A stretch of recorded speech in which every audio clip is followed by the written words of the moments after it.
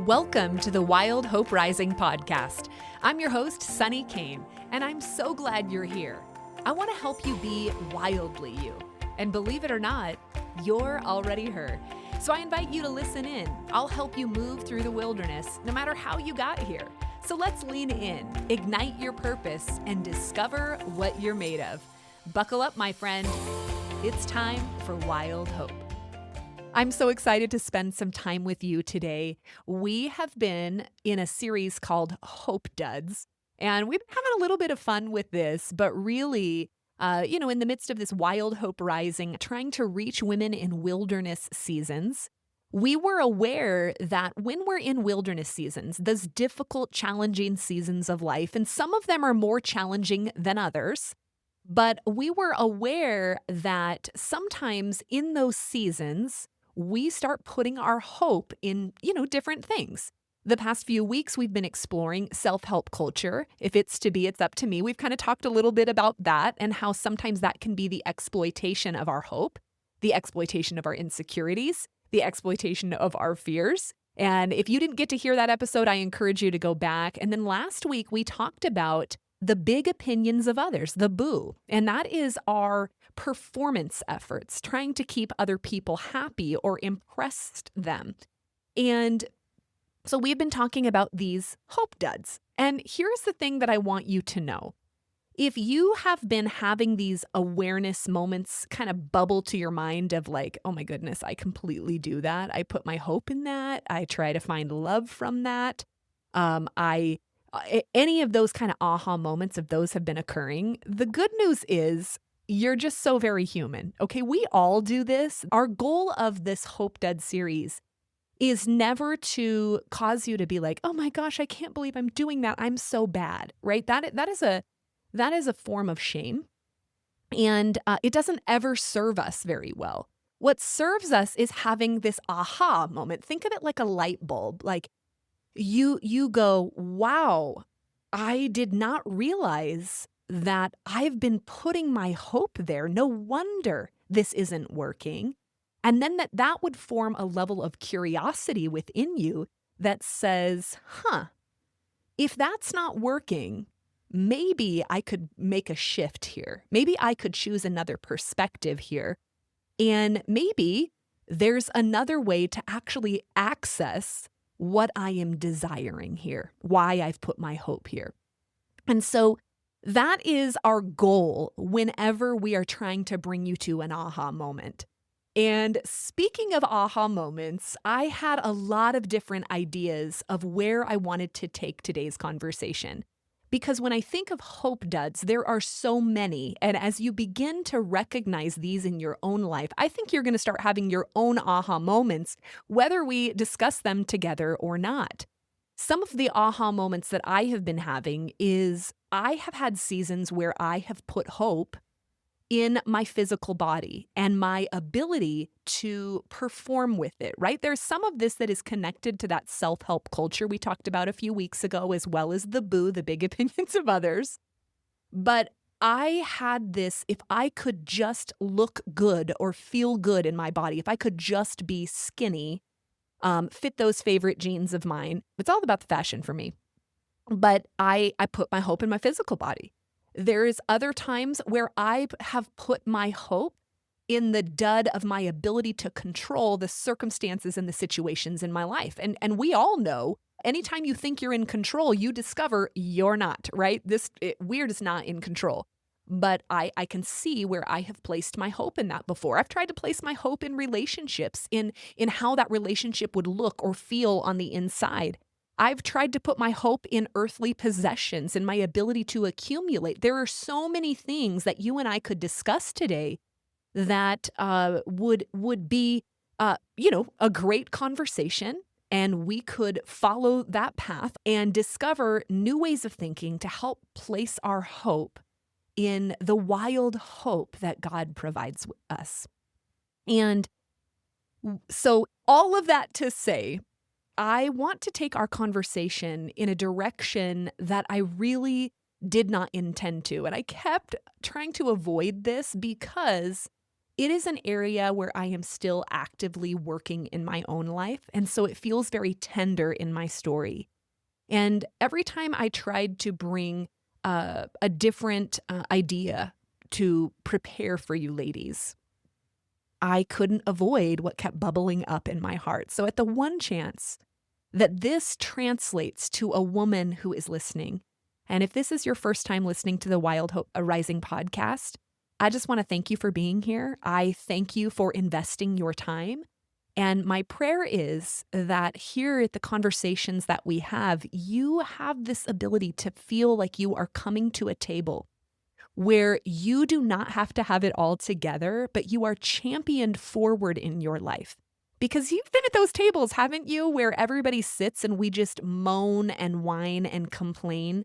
And so you're able to be real at those tables, but you're not necessarily moving forward. You're not taking steps through those wilderness seasons. In fact, sometimes these conversations you can engage in, you can feel like you kind of dumped what you're going through. You were able to connect in vulnerability and real, like a real connection of the heart. But then afterwards, you almost feel deeper in the wilderness, and there is a more fuzzy, I guess, for lack of better words here, but it's like a fuzzy view than what you had before you started. We get deeper in the wilderness in these kind of conversations. But what we hope to create here is, yes, we want to have authentic conversations at this table where you feel like you are not the only one that is experiencing whatever it is, but that you're so very human that we can bring the fullness of who we are to the table, knowing that you and I have very different beliefs, very different experiences. But at the end of the day, we can find common values in our common struggles, and we can champion one another forward, right? Stepping into the wide open, spacious life that God has created us for. And so thank you for giving your time to this podcast. And I know this seems like a very weird time right in the middle of what I'm about to share for the day, but this is one of those reasons where we say, please rate and review us on any of the podcast platforms you're listening to, Spotify, Apple, YouTube, Amazon. Wherever you're listening to us, if you take the time to rate and review, that is like you giving a gift to another woman. And while, yes, we love the encouragement from you ladies, that really is how other people discover us and how we are shared more across those platforms. So if you want to, I guess, enter into this community, we're just asking, would you do that to help other women who might need this message? So all of that to say, thanks for being here. Let's have a great conversation today. I'm going to open up my very real story with these kind of hope duds. And today's a confusing one because for me, it is about a struggle between hope and hopelessness that I feel within me. It is a tension of both that exist in this area. And that is the area of healing in my story, right? I have some wounds that happened in my childhood. We all have these stories, whether it is capital T trauma or lowercase trauma. We all have this, it seems like, in the world. We are having more awareness coming around trauma. You see this all over, social media everywhere. But I have had this tension in my heart with hope inside of me, hope and hopelessness. And it is around the area of healing. And so I'm a girl who has done the work around my little girl story. It is not something that I have kept hidden or not pressed into. I have been doing a lot of work for many years. And I have taken different therapy modalities, right? I've gone into EMDR. I have gone through prayer and deliverance type work. I have, some of you are like, what the heck is she talking about? What kind of podcast did I just get myself on? Prayer and deliverance. And I'm just, what I did is I explored so many different areas to find healing within my heart and within my body from all of these experiences that I had as a child. Well, in that healing, and I think we all experience, maybe yours isn't healing in your little girl story, but it's healing from something that you have encountered in this world where you were left disappointed or you were left feeling like this isn't how it was supposed to be. This is a place in your story where hope itself was hijacked because you walked through the valley of the shadow of death. And for me, in this, all of these different places where I would take a step, I would do the work, I would go to counseling, I would try to learn new skills. I would walk through this thinking, this is the next area of breakthrough. This is how I'm going to get it. But to be honest with you, I have had this grapple within because I am still very much wrestling, in some places, a gaping hole in my heart. Like there's a bleeding heart. And of course, it's not just because of something that is way back there in my past that just haunts me. Part of it is because very present day things that have gone on, it triggers it. It brings it back to memory. And so you're kind of dealing with what was, but you're being reminded of it in what is present. And in that, you are reminded of the places within you that still need healing. And I question today, can the quest for healing be a hope dud? And I'm going to let that question linger. I am not coming to you today to bring you that this is a hope dud. It will never work. Today, I would rather suggest that there are areas that we attempt to place our hope for freedom, our hope for healing, and where there is a wrestle with hope and our hopelessness. Now, I would encourage you, one of the books I've been reading in this season is called Making Sense of Your Story from Adam Young. It was just released. I would encourage you to go read this book if you are wanting to do work in your story. But he talks about the definition of hope being groaning inwardly while waiting expectantly. And I think that this area of placing my hope in my ability to be healed or in my ability to walk in the freedom that I have been set free for, I think it is the very definition of that groaning inwardly while waiting expectantly. And healing in my story has been this, I do believe, and I long for, I believe that this side of heaven, my faith says that God can bring healing. I am not just waiting for the day that I die and pass into eternity to have healing. I am believing for it right now. And I'm on some levels warring for it. I'm taking steps in that belief and attempting to find healing. But the problem is that it's been a risk because I can think of 3 years ago, I went through a very deep process. That was when I did some of the EMDR work. Now, I know a lot of Christians are really funny about EMDR because they think it's like very woo-woo or something. And I would just say, be careful to just not attach woo-woo to something that is very studied. My counselor she's a Christian.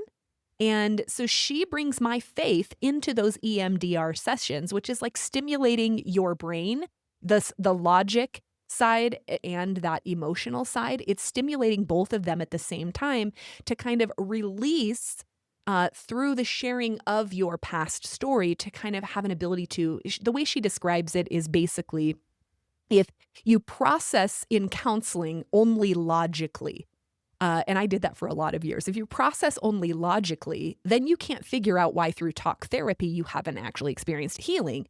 But it's because there's also this emotional side of your brain that while you might have healed logically and you can talk your way through, there's this emotional side of our brain that you bump into something and it's like a blood clot. Like all of a sudden what was flowing is no longer, it's stuck again.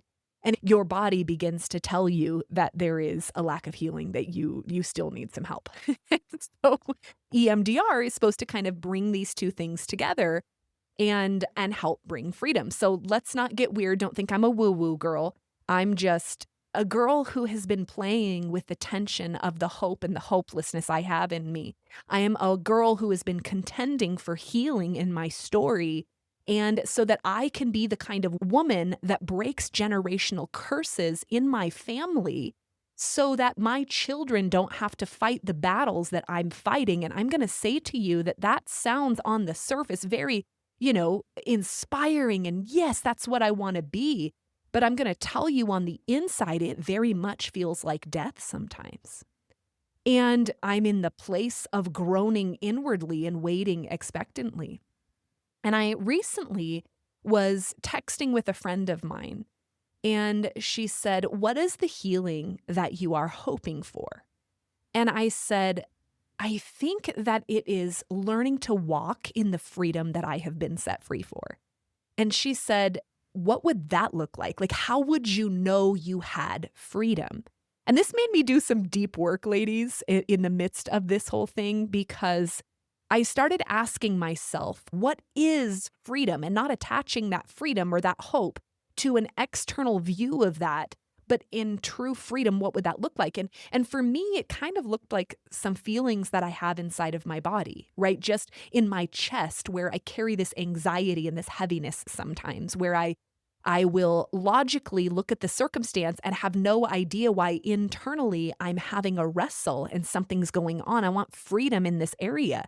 I want freedom from the area where I feel like those battles where you're like, same old mental battle. It's the same thoughts from a past season, where yours might be like, I'm just a problem. Yours might be, nobody loves me. Yours could be more like, I'm too much or I'm not enough. But those kind of internal thought patterns that get us stuck, that bubble to the surface of your heart. Well, I attach those to feelings in my body. I will notice sensations in my body with those thoughts. And so freedom for me would look like me no longer experiencing those feelings in my body. That's what I wanted. I wanted freedom. And how do I walk in the freedom that I have been set free for? And my faith tells me that God can bring healing in a moment. And then I started really going to the place, like, what is in the way of my freedom? What is it that is blocking me? And all I could think was, and this goes back to that book I've been reading from Adam Young. He says the opposite of trauma is not no trauma.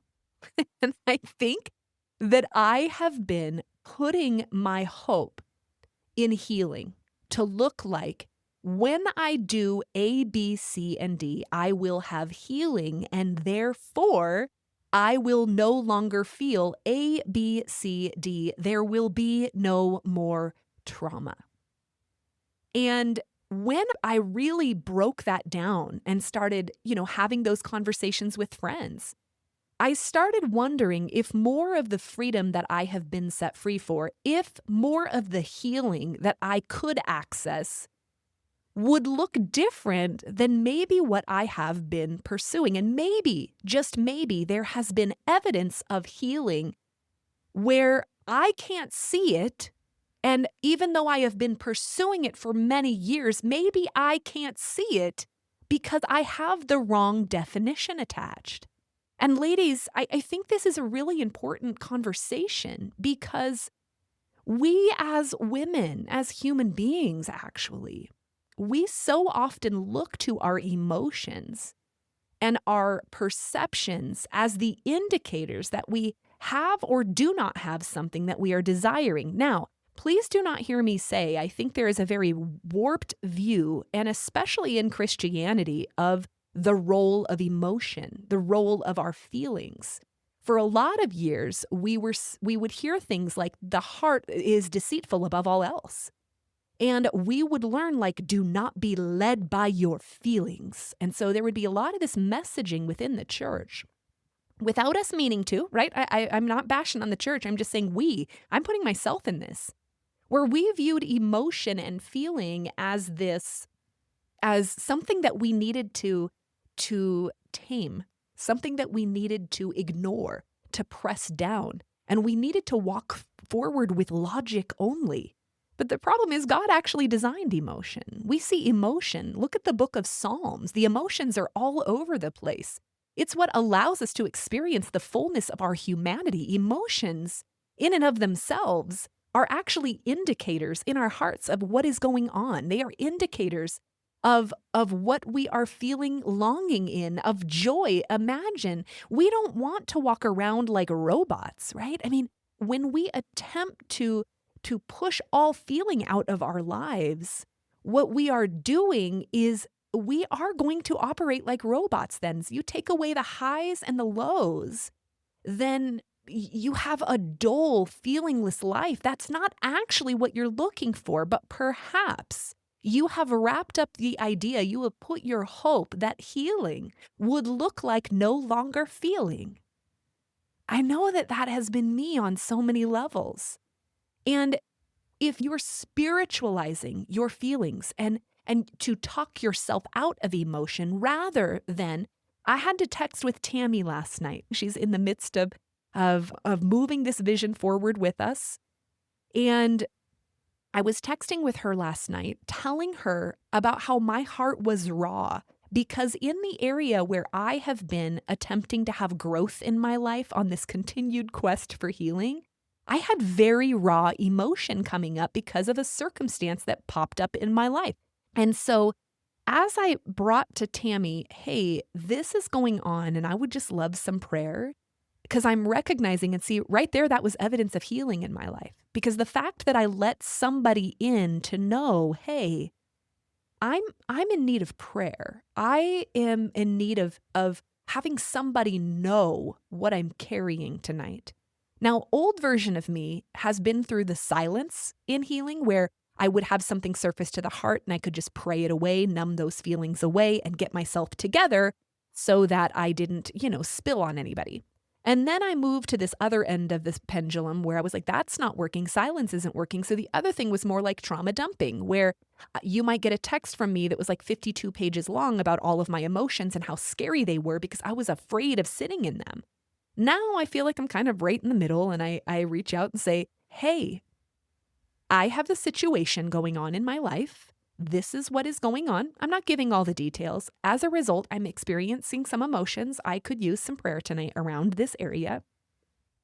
And what that was for me was accountability, because the work I really knew that I needed to do to keep on this healing journey was to be able to sit for a moment and name the emotions that I was having and begin to allow myself to have them. Not running from them, not numbing them, not grabbing a cinnamon roll so I didn't have to feel them, not going on Amazon and filling my shopping cart so that I didn't have to feel them. I could just get myself a quick hit of dopamine and ignore what is happening in my heart. I didn't go to the place of maybe I could just go on a run. You guys are like, oh, Sunny doesn't run. It's really true. And the reason I don't run is because I'm allergic to it, friends. Like my whole body breaks out in hives. And I itch everywhere. So bad circulation. I'm completely allergic to it. I'm telling you. I'm just kidding. That's my excuse. Well, I do itch. That's a true story. But I am trying to get better at setting an appointment with myself to actually feel my emotions, to write them down, to share them with God, to allow my body to feel them. If it is anger, let myself feel that. If it is sadness, go there.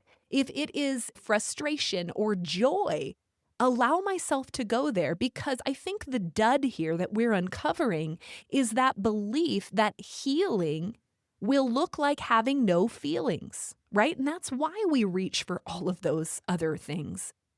And it's a dud. And so in this tension that we're talking about today, this wrestle within of both having hope for healing, but also experiencing hopelessness because I've done a lot of work and not yet experienced healing, not yet experienced the freedom that I had hoped for. I am in this process realizing that part of the healing is that I can now name emotion. And I can own them, and I can allow myself the humanity of experiencing them rather than believing that those emotions will be the end of me. Now, I get that some of you are walking through unimaginable pain and loss and difficulties. And so I know the feeling of when your emotion feels so big that you feel if you allow yourself to go there, you will never be able to come back out. My friend, I have been there before, and I want you to know that the tenderness that you are experiencing in that place in your heart, you're not imagining it. It is very difficult. But I would ask you if by avoiding it, if it is actually serving you. It wasn't serving me. It was when I began to press in for growth to say, what can I do in this wilderness season? What would it look like to pursue healing? How could I be brave here, even though I am afraid of naming my emotions and experiencing them? What would that look like?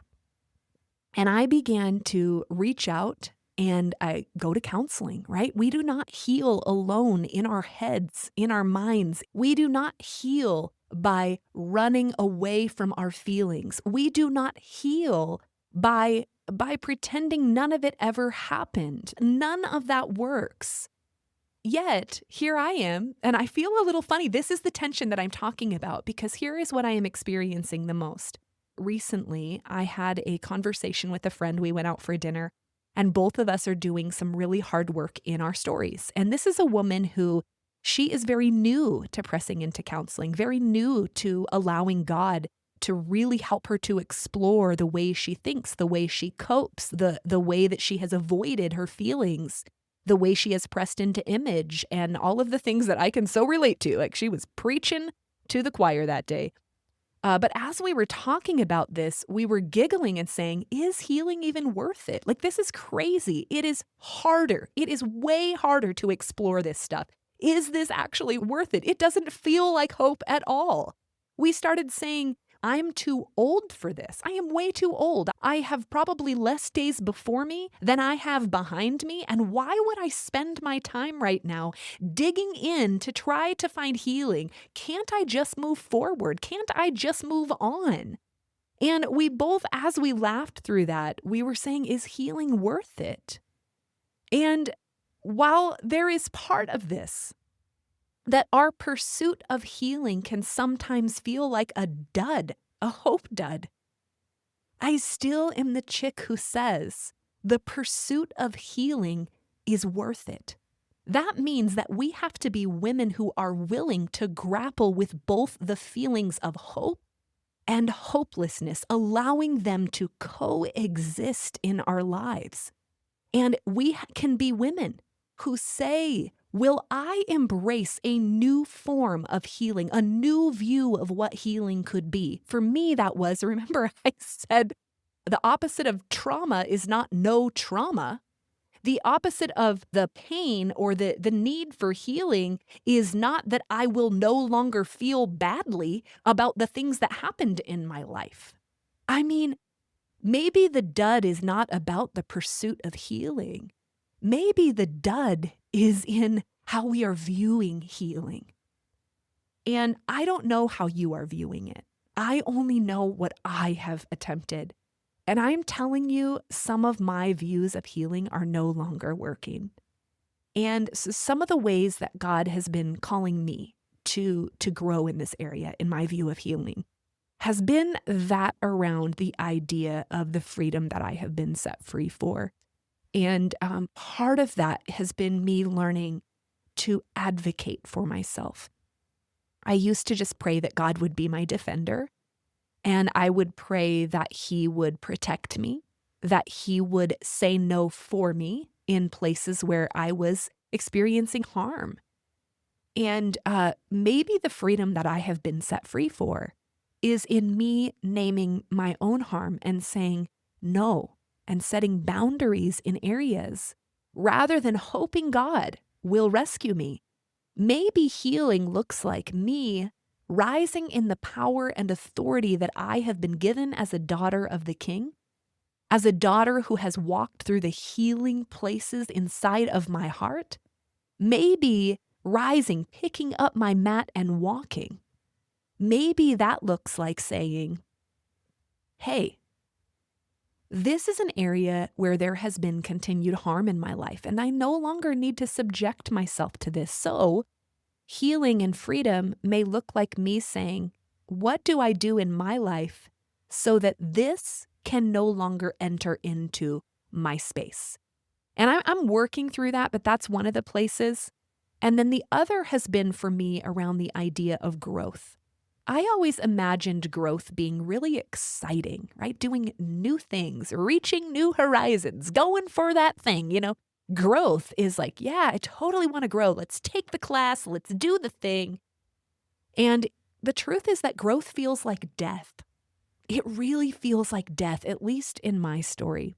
I have these places where there is a death of how I have coped. There is a death of sorts when you allow yourself to feel the emotion rather than numbing it, because growth looks like death of what has been holding it in. But the only way we step into the wide open, spacious life is by acknowledging what is keeping us playing small and acknowledging what is binding us and holding us back. Growth looks like saying my coping strategies no longer work. And so maybe, just maybe, healing looks like feeling, and it's messy and it's hurtful, and growth feels like death. And then what I would say to you is sometimes people get really obsessed with the death. And I'm not talking about death like they're morbidly death. I'm saying we get really obsessed with fixing our past, right? If I can just fix my past, if I can just keep looking at my trauma. And we have a trauma-obsessed society. And one thing that I want to say in that is you can't just look at the trauma, keep naming my trauma, be defined by my trauma. Your trauma doesn't get to be your excuse for what you do or do not do. Your trauma does not get to be the reason that you walk in sinful nature. While it is absolutely real, and it is tender, and I am speaking as one who has walked through all sorts of abuse. Trust me, my friend, when I say that does not get to be the reason for me to perpetuating harm on anyone around me because I was abused. Oh, no, no, no, no. When we come face to face with our abuse and we begin naming it and we begin going into the pursuit of healing, we must say, yes, I see the death. Yes, I can name the trauma, but it must be married with the resurrection. This is where we let the doctor in the room, the doctor being death and resurrection. Death and resurrection. We are not the people that have toxic positivity, only looking at the resurrection life. God has breakthrough. All joy is found in Him. Because I have God, I never have to feel all of this pain of my past because I just move on and I'm set free. That doesn't work too well either. That is optimism. It is not hope. It is toxic positivity at best. We can't be just obsessed with resurrection either. It is death and resurrection. We hold them, the beauty and the brokenness. They coexist. And hope and trauma, they can coexist. And what I kept believing was I would know I had hope if I no longer had trauma. Or I would have healing if I no longer had these feelings. Those are duds, and they are not serving us. And the answer is not found in quitting on the healing journey, giving up all hope in ever, it's like, I don't want to throw in the towel on my attempts for healing. I have way too much that has been invested in my healing. But now I am saying that instead of throwing in the towel on healing, what if we could just get a new perspective of it?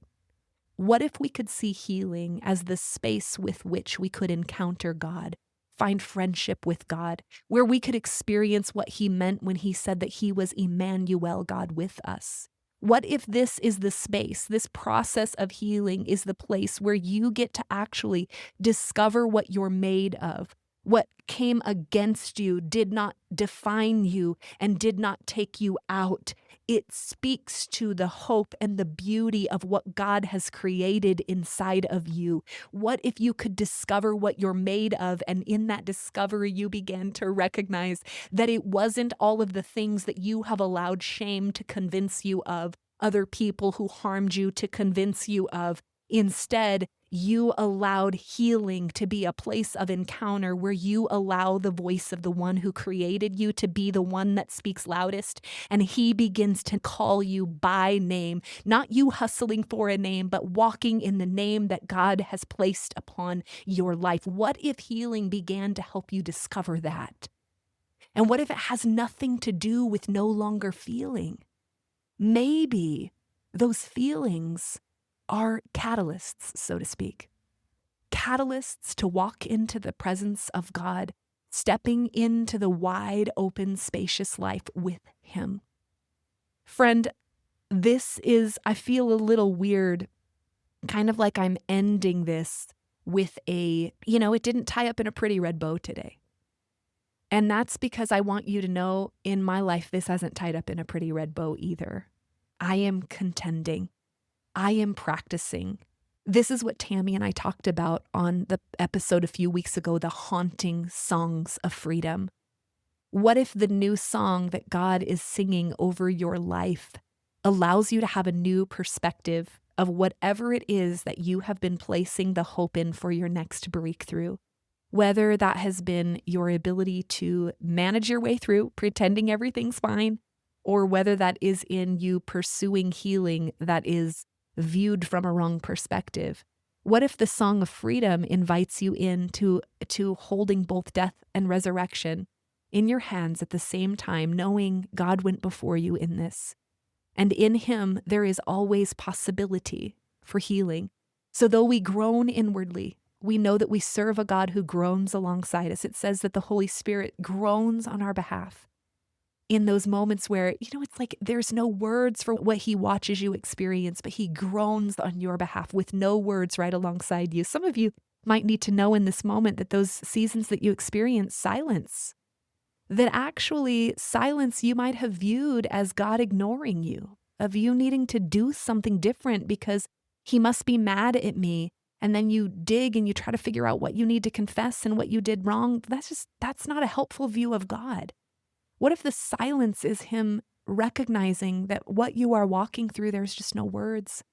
And he just wants you to come near and lay on his chest and trust him in the silence, just holding you. He is good and he is a good father. And maybe this pursuit of healing looks like you beginning to put an accurate face on who God is. So it's interesting that I'm saying, can healing be a hope dud? And I think it's just our view of healing that can be a hope dud. So maybe today we can just begin to hang up, I guess, are we hanging up a podcast? End this podcast by leaving it in the air. Would you be willing to allow God to sing a new song in this area of your life? Would you allow him to define what healing would look like?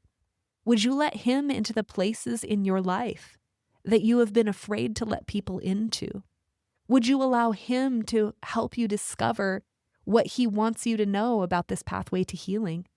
And would you be willing to sit in silence after this podcast and just say, God, if I have put my hope in healing looking a certain way, if I have put my hope in healing having an outcome of what I think healing will feel like, Lord, I surrender that. Because for me, guys, it's not working anymore for me to believe that healing looks like, all the things I described on this podcast. But I'm beginning to say, hey, God, I have no idea what healing looks like. And I'm willing to dare and to risk to hope that you know what healing looks like, that you know what freedom looks like. And I want you to teach me to walk in the freedom that you set me free for, not in the freedom that I have attempted to define from my own human perspective. I know not what you know. Your thoughts are higher than my thoughts, and I choose to surrender to your thoughts. Teach me and help me to do the brave work of naming emotion. No longer hiding, no longer allowing my fear of my feelings to keep me bound.